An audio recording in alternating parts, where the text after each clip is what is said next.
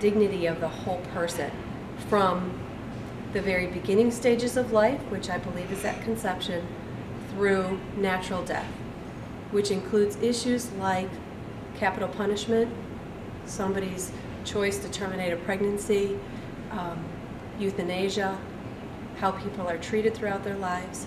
I see it as one continuum. I am pro-life, and I believe that when a baby is conceived, they become a human being, and they become like something that deserves rights but isn't able to speak for themselves.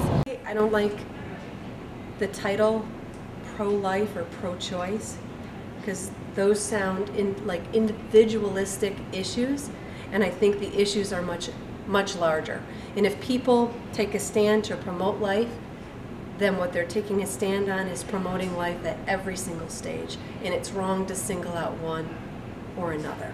I never really had like a strong belief pro-life or pro-choice or whatever, but I don't know, recently I just think I'm really starting to believe in the fact that like that unborn child does not have a voice, and it's like it's just like a minority that just doesn't, they're not able to speak for themselves. So, and it's not their fault, you know, they had no part in the fact that they were conceived or anything, so why should they be punished? I believe that an embryo or a fetus is like life, and so by having an abortion, that's like basically the same as murdering somebody.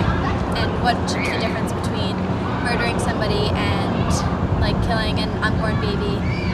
I honestly think that women shouldn't get special privileges to decide whether they can kill someone or not, just because they're a woman and they're carrying the baby.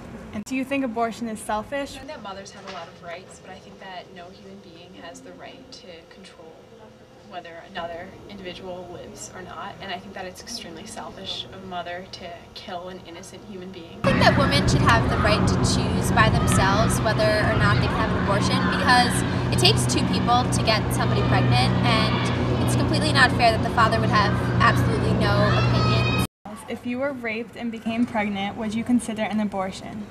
Is raped. If they keep the baby, it's a memory of the rape. It is a memory of the child, and it's not their fault. How do you think that baby's gonna feel when he hears that? Oh, you have a father who it's raped a rape. you. That's how you were born. You're a big mistake. Nobody wants to hear that. How do you think the baby's gonna feel if they know that they should have been dead because the person who got raped didn't want the baby? It's still a human being. An abortion. No, it's never still know that a human being. And if you say getting an abortion is okay, well then you might as well shoot someone in the head because you don't like them. If you were raped, and if I was raped, I would keep the baby. I would. You wouldn't, because you wouldn't want to look at the child. Like, no, I was raped. What would he fucking do? Would you know what I would do if I was raped? I would keep the baby because I believe that killing people is wrong. So do I, but I wouldn't want to keep a child. Yeah, but you'd have an abortion. You would have an abortion. I would.